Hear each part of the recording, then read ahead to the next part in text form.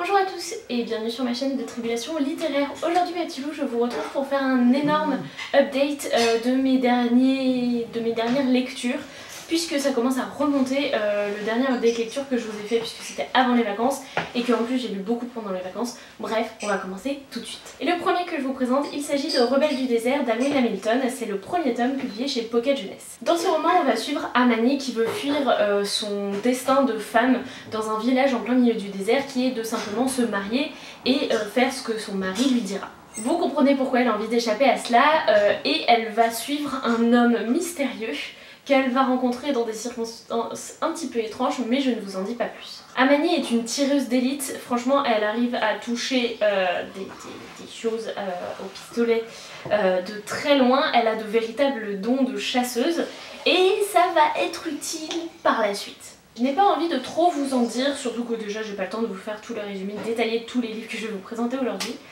Ce que j'ai bien aimé, c'est que ça sortait de mes lectures habituelles, c'est-à-dire qu'on se retrouve en plein désert avec une mythologie autour du désert, du sable, des djinns. C'était vraiment hyper intéressant.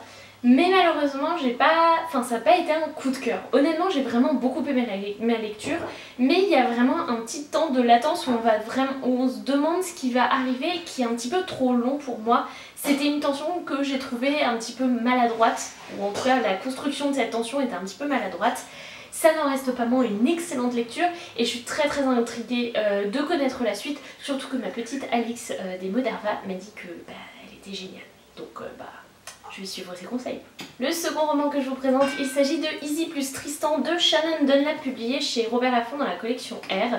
Ce roman, honnêtement, au tout début, je me suis dit pas envie. Et puis j'ai appris le résumé, en fait c'est une réécriture du mythe de Tristan et Iseult. Et donc du coup, je me suis dit peut-être que... Et puis finalement, Louise de la chaîne Rêve ta vie en lecteur l'a adoré. Alors voilà, je me suis lancée et je n'ai absolument aucun regret parce que ça a été un très beau coup de cœur.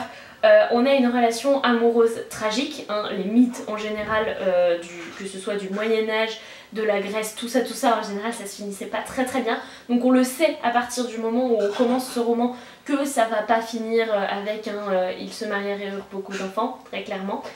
Mais du coup la tension a lieu tout au long du livre. On tourne les pages et à chaque fois on se dit oh là là, c'est là que ça va le faire.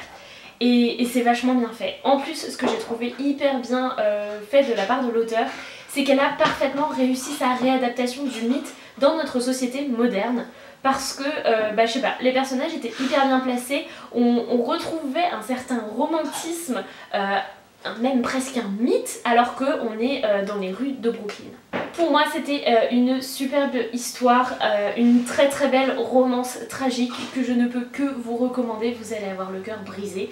Mais bon, quand on commence ce genre de roman, on le sait.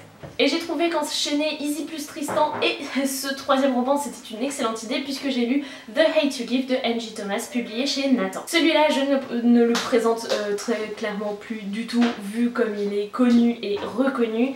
C'est l'histoire de Star qui, lors d'une soirée, va rentrer avec un ami. Star est noir, son ami également, et en fait ils vont se faire arrêter par un policier qui va à tort tirer sur le meilleur ami de Star et le tuer du coup.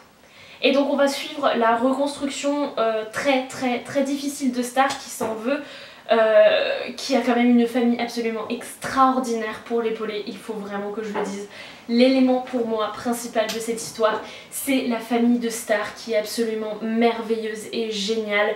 Ils ont des problèmes et des obstacles qui se mettent devant eux et pourtant ils avancent. Enfin, c'est absolument incroyable, j'ai eu le cœur brisé un nombre de fois pas possible. C'est une histoire hyper prenante et aussi qui vous remplit de colère. Franchement, il y a des passages où vous avez envie de hurler tellement l'injustice est immense. Je ne vous en dis pas plus, mais très clairement, c'est un énorme coup de cœur. C'était une lecture absolument incroyable que je ne peux que vous recommander. Franchement, foncez. Il n'y a même pas besoin d'arguments pour ce livre. Lisez-le. Après ça, je me suis lancée dans un petit service presse de chez Flammarion Jeunesse. Il s'agit de Celle du milieu de Kirsty Applebaum. C'est une petite dystopie où en fait dans un village tous les premiers-nés, donc tous les premiers de chaque famille, vont avoir la belle vie pendant 15 ans et après à 15 ans ils sont envoyés faire la guerre. C'est ce qu'on appelle une guerre sans bruit puisqu'on n'entend pas trop parler. Et un jour on va voir une jeune fille qui va commencer à se dire que peut-être tout ne tourne pas rond et tout ne devrait peut-être pas être comme ça. Honnêtement ça a été une histoire qui s'est plutôt bien lue, j'ai pas détesté mais j'ai pas adoré non plus. L'héroïne principale est bien faite, même si on l'adore pas parce que c'est une gamine et qu'elle fait souvent des mauvais choix, elle a souvent des réactions qui sont trop très clairement, mais elle est réaliste. Voilà, je l'ai pas adoré, je me suis pas vraiment attachée au personnage, mais il y avait un petit quelque chose, voilà, ça se lisait bien, la morale est assez sympathique. Enfin, c'est un petit livre très sympa, je pense que du fait du nombre de lectures que j'ai déjà fait dans le genre, bah c'était pas forcément ce qui me passionnait le plus. Mais c'était plutôt bien, voilà, franchement je vous le conseille quand même, c'est une petite lecture sympa. Après ça on enchaîne avec un nouveau coup de cœur et il s'agit de Six of Crows, le tome 2, écrit par Leigh Bardugo bien sûr et publié chez Milan. Ça faisait presque, pas tout à fait, un an que j'avais lu le tome 1, que j'avais absolument adoré. Et là, me plonger dans ce tome 2, mais ça a été une explosion. Je vous fais pas du tout de résumé, mais on va suivre une bande de malfrats dans leurs aventures qui sont aussi terrifiantes que prenantes parce qu'on a peur pour chacun d'eux. C'est des malfrats en fait qui s'imbriquent bizarrement les uns avec les autres parce qu'ils n'ont rien en commun, ils passent leur temps à s'engueuler, mais ils arrivent à faire de ces choses incroyables et à faire que vous aimez le groupe qu'ils forment. Honnêtement, Leigh Bardugo dans ce roman, elle m'a prise par les tripes. J'avais le ventre et la gorge serrés à chaque fois, elle m'a brisé le cœur, elle m'a emmenée à Ketterdam dans des quartiers que je n'imaginais même pas à partir du tome 1. J'ai été complètement mais prise par ma lecture, c'était incroyable. Franchement maintenant il faut absolument que je lise la trilogie Grisha pour continuer dans l'univers de Leigh Bardugo. C'est vraiment ce genre d'auteur qui a réussi à créer un univers hyper complexe et hyper bien foutu. Franchement foncez. Ensuite, quand je suis partie en vacances, j'ai commencé mes lectures d'été avec Gary Cook, le premier tome, Le Pont des Oubliés, de Romain Quiraud et Antoine Jeunin, publié chez Nathan. Ce livre, c'est Claire du compte Instagram Chute Jolie qui me l'avait fortement recommandé, et a raison parce que franchement j'ai vraiment beaucoup aimé cette histoire. Ici, la Terre, franchement, ne va pas très bien, écologiquement parlant, bah c'est la merde, et en fait les gens sont en train de prendre des vaisseaux pour s'en aller très loin. Et ils ont raison. Mais parmi ces populations, bien sûr, il y a les défavorisés qui sont sous un pont, le pont des oubliés. Voilà, vous avez compris le titre. Ici, on va suivre Gary Cook, c'est aussi dans le titre, qui va essayer de s'en sortir. Il a un père qu'il adore pas, sa mère a disparu des années plus tôt, il a des amis dont un qui va plutôt mal. Voilà, il n'est pas dans une situation extraordinaire et pourtant il survit, il vit tous les jours d'une certaine manière, enfin c'est assez étrange parce que c'est un monde hyper apocalyptique très clairement et pourtant la vie continue et c'était vraiment une belle preuve de ça. Franchement j'ai beaucoup aimé ma lecture, Gary Cook est un personnage assez atypique, c'est pas le genre de héros qui a des super pouvoirs, qui est absolument génial etc.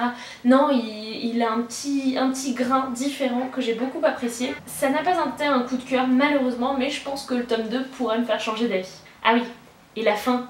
Sérieusement, comment vous voulez qu'on s'arrête à une fin pareille? L'avant-dernier livre que je voudrais vous présenter, je n'ai même pas réussi à l'attraper tout en haut de ma bibliothèque parce que je suis trop petite, voilà. Il s'agit des Larmes de l'assassin de Anne-Laure Bondou, publié chez Je Bouquine. Ce roman, ça faisait très longtemps que j'avais envie de le lire. Anne-Laure Bondou, j'ai lu Tant que nous sommes vivants et L'aube sera grandiose d'elle et j'ai absolument adoré ces deux lectures. Donc du coup, j'étais assez intriguée par Les Larmes de l'assassin. Ça raconte l'histoire d'un jeune garçon qui vit avec ses parents à l'autre bout du monde, au Chili. Très clairement, ils sont au bord d'une falaise et il n'y a personne autour d'eux à des kilomètres à la ronde. Et un jour, un assassin va arriver, va tuer les parents de cet enfant et bizarrement va avoir pitié de l'enfant. Cet assassin, en fait, il veut juste vivre très loin des hommes pour éviter la prison et la peine de mort. Et ils vont tous les deux développer une relation assez étrange et ambiguë. L'assassin va vraiment prendre un certain plaisir à élever cet enfant avec lui, ce qu'il sait de la vie, qui est pas toujours bien, C'est un enfant qui apprend à peine ce que c'est que le bien et le mal, et donc du coup le lien qu'ils vont nouer tous les deux est vraiment très particulier mais aussi très beau. Anne-Laure Bondou a vraiment su montrer, écrire l'histoire de deux personnages qui sont abîmés par la vie, mais qui vont réussir à survivre ensemble et se tirer vers le haut. C'était magnifique, c'était absolument splendide, hyper bien écrit. Franchement, la plume d'Anne-Laure Bondou ne m'a pas du tout déçue ici, et je pense que c'est vraiment un roman très important à lire. Je suis allée à vitesse grand V, il ne me reste plus qu'un roman à vous présenter, et pas des moindres, puisqu'il s'agit de La Faucheuse, le deuxième tome, Thunderhead de Neal Shusterman, publié chez Robert Laffont dans la collection R. Ce roman, je ne vous en fais pas le résumé parce que sinon je risquerais de vous spoiler le tome 1, mais si vous ne le savez pas déjà, lisez cette saga. En plus, le dernier tome devrait sortir fin novembre, autant vous dire que le 28 novembre, je suis en librairie et je l'achète directement, il n'y a pas moyen. Honnêtement, ce second tome ne m'a pas du tout déçu. J'avais oublié quelques petits éléments du tome 1, mais c'est hyper bien rappelé dans le tome 2, donc voilà. Le système politique, social est absolument incroyable. C'est toujours la même chose, genre je trouve que Neal Shusterman a une imagination qui est liée à une espèce d'envie de nous éduquer, d'envie de nous faire comprendre la société qui est assez incroyable. Sa plume est géniale, les héros, bah on est trop content de les retrouver. Franchement, c'est génial. Et que dire de cette fin qui m'a brisé le cœur à tout jamais. Je sais pas comment je vais pouvoir continuer ces lectures, ça va être super dur mais à la fois incroyable. J'ai trop hâte, franchement j'ai trop hâte de lire le tome 3. Voilà les petits loups, c'est tout pour cette update lecture un petit peu rapide, mais franchement il fallait que je vous parle quand même de tous ces livres parce que sinon ça va être beaucoup trop long de vous refaire des résumés. J'espère quand même intégrer certains de ces livres et de ces coups de cœur à d'autres vidéos, notamment des vidéos spéciales saga. On verra, je pense que j'arriverai à le faire. Sur ce, je pense que je vais refermer cette vidéo. N'hésitez pas à me dire si vous avez lu certains de ces livres ou si je vous ai donné envie de les découvrir. N'hésitez pas non plus à mettre un petit commentaire, à papoter ou à mettre un petit pouce bleu. Et moi, je n'ai plus qu'à vous souhaiter d'excellentes lectures et à vous dire à très bientôt. Salut les petits loups!